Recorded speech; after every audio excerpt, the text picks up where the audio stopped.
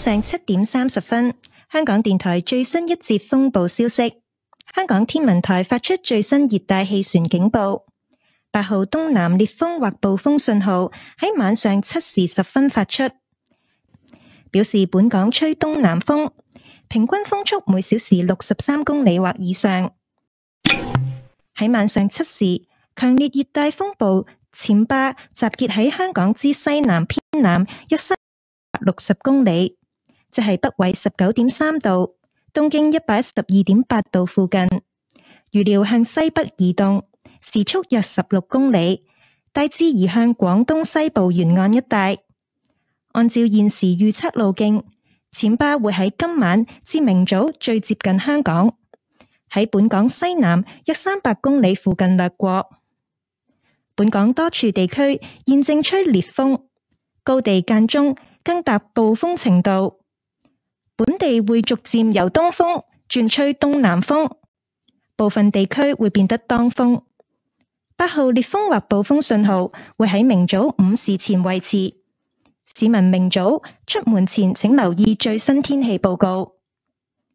與暹芭相關嘅雨帶會間中為本港帶嚟大驟雨及猛烈陣風，海面有非常大浪及湧浪，市民應遠離岸邊並停止所有水上活動。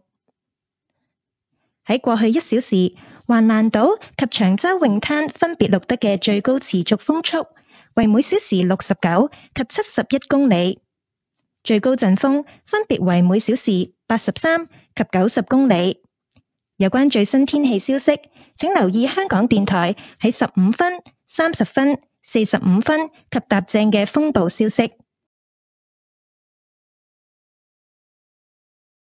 7:30 in the evening, Hong Kong Observatory's latest typhoon update.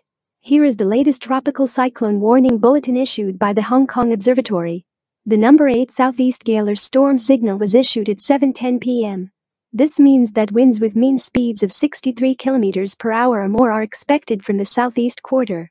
At 7 p.m., severe tropical storm Chaba was centered about 360 km south-southwest of Hong Kong, which is near 19.3 degrees north, 112.8 degrees east, and is forecast to move northwest at about 16 km per hour in the general direction of the coast of western Guangdong. According to the present forecast track, Chaba will be closest to Hong Kong tonight and tomorrow morning, which is on 2nd of July, skirting about 300 km to the southwest of the territory.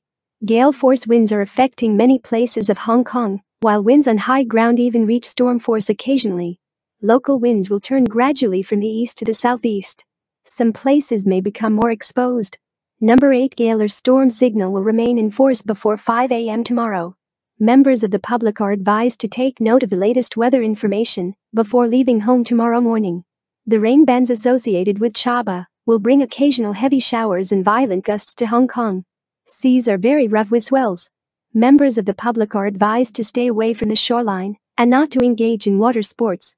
In the past hour, the maximum sustained winds recorded at Waglan Island and Choon Shou Beach were 69 and 71 km per hour with maximum gusts 83 and 90 km per hour respectively. Please listen to the Radio Television Hong Kong on radio for the latest weather information broadcast in every hours in 15, 30, 45 and o'clock. And that's all for the typhoon update. 呢一節風暴消息報導完畢。